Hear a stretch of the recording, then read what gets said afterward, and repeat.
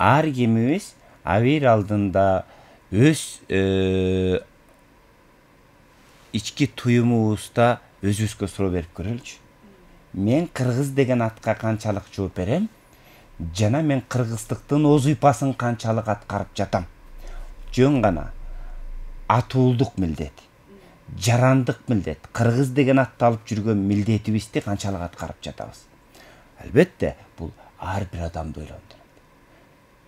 Манаста айтат, уламадан уккан сөз, улам бирге жуккан сөз, угуттап өнүп чыккан сөз, карылардан алган сөз дейт, карылардан, калк ичинде калган сөз. Арбын жомоксу болгон сөз, ат көтөргүс болгон сөз, арсыздарга токтолбой азамат элге конгон сөз, чечендерди чеккен сөз, печелдерди чеккен сөз, белес белден борондоп беш удургуп өткөн сөз, баласына атасы мурас кылып кеткен сөз. Урматтуу угарман, биз балабызга манасты ата бабаларыбыздай мурас кыла алдыкпы? Албетте, толук манасты эмес.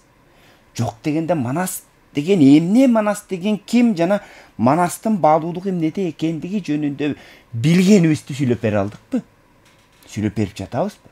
Манастан бир үзүндү жаттатып айттырып койдукпу? Деги эле манастан эмес, кыргыз ким болгондугу жөнүндө айтып беребизби? Салт санаабыздын баалуулугун чечмелеп беребизби? Бул башка